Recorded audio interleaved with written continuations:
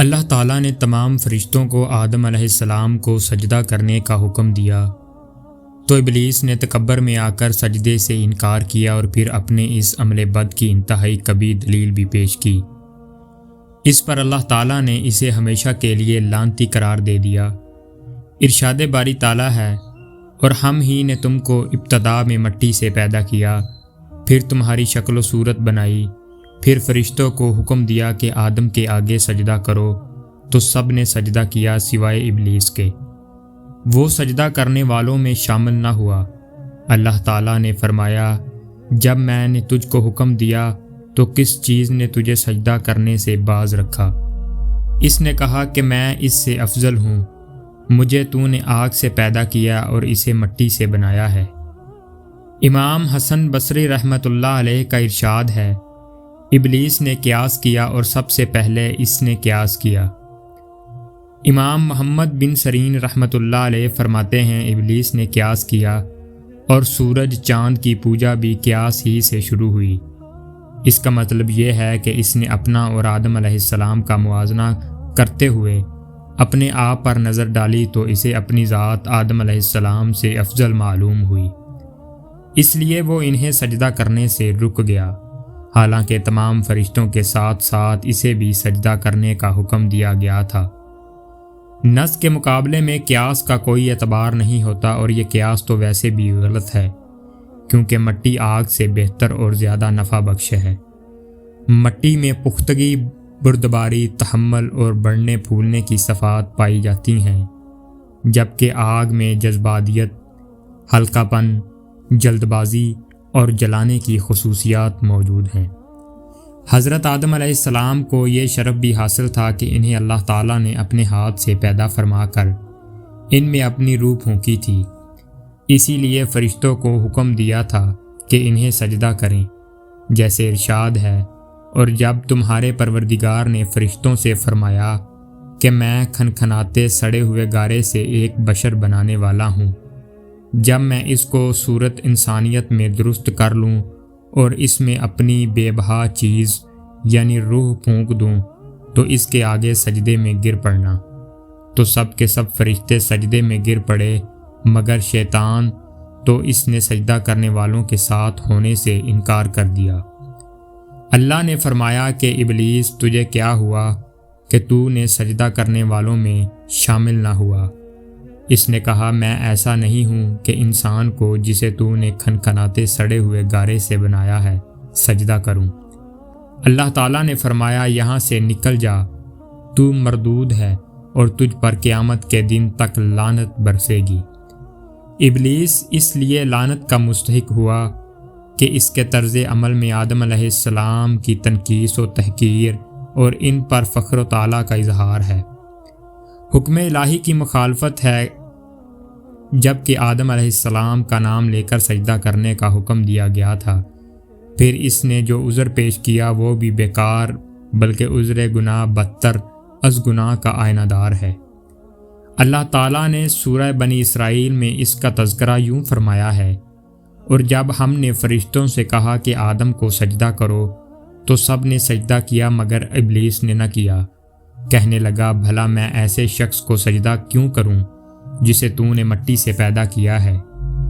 پھر کہنے لگا، دیکھ تو یہی وہ ہے جسے تو نے مجھ پر فضیلیت دی ہے، اگر تو مجھ کو قیامت کے دن تک کی مہلت دے تو میں تھوڑے سے شخصوں کے سوا اس کی تمام اولاد کی جڑ کاٹتا رہوں گا۔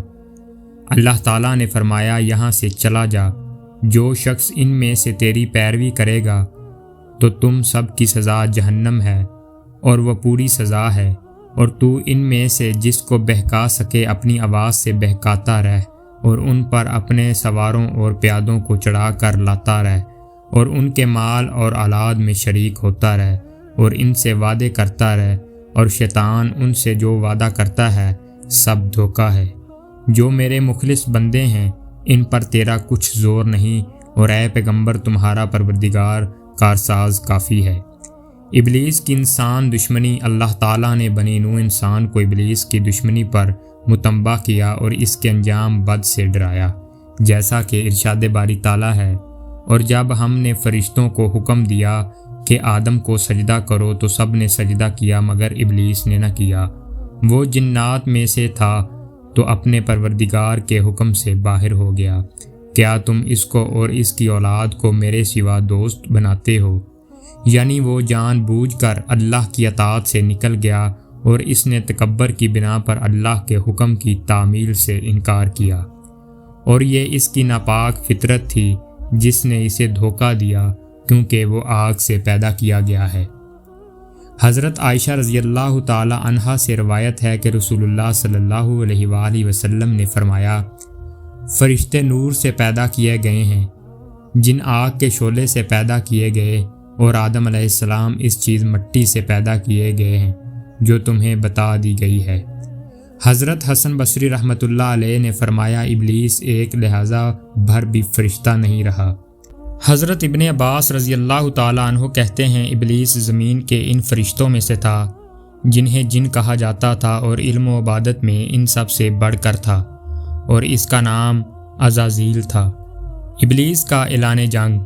سورہ اعراف میں ارشاد باری تعالیٰ ہے، پھر شیطان نے کہا کہ مجھے تو نے معلوم کیا ہی ہے، میں بھی تیرے سیدھے راستے پر ان کو گمراہ کرنے کے لیے بیٹھوں گا، پھر ان کے آگے سے اور پیچھے سے اور دائیں سے اور بائیں سے غرض ہر طرف سے آؤں گا اور ان کی راہ ماروں گا، اور تو ان میں سے اکثر کو شکر گزار نہیں پائے گا۔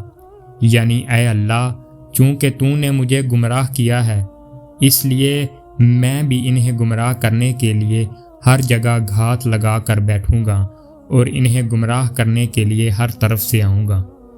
خوش نصیب وہی ہے جو اس کی مخالفت کرے، اور سراسر بد نصیب وہ ہے جو اس کی بات مان لے۔ نبی کریم صلی اللہ علیہ وآلہ وسلم نے فرمایا، شیطان انسان کے ہر راستے پر گمراہ کرنے کے لیے بیٹھا ہوا ہے۔ ابلیس کی جلا وطنی۔ جب ابلیس نے حکم الہی کی تعمیل سے انکار کیا تو اللہ تعالیٰ نے اسے تا قیامت لعنتی اور مردود قرار دے کر نکل جانے کا حکم دے دیا اور اس کا مقام و مرتبہ بھی چھین لیا۔ اللہ تعالیٰ نے ابلیس سے فرمایا، اس جنت سے اتر جاؤ اور اس سے نکل جا۔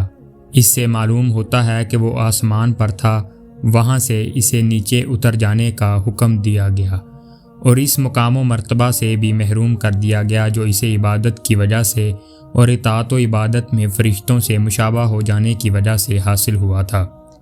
اس کے تکبر، حسد اور نافرمانی کی وجہ سے اس سے یہ مرتبہ سلب کر کے اسے ذلت و لعنت کے ساتھ زمین پر پھینک دیا گیا۔ حضرت ابو ہریرہ رضی اللہ تعالی عنہ سے روایت ہے کہ رسول اللہ صلی اللہ علیہ وآلہ وسلم نے فرمایا، جب آدم کا بیٹا سجدہ کی آیت تلاوت کرتا ہے، پھر سجدہ کرتا ہے تو شیطان ایک طرف ہو کر رونے لگتا ہے اور کہتا ہے، ہائے افسوس، ابن آدم کو سجدہ کرنے کا حکم ہوا تو اس نے سجدہ کر لیا، اس لیے اسے جنت ملے گی۔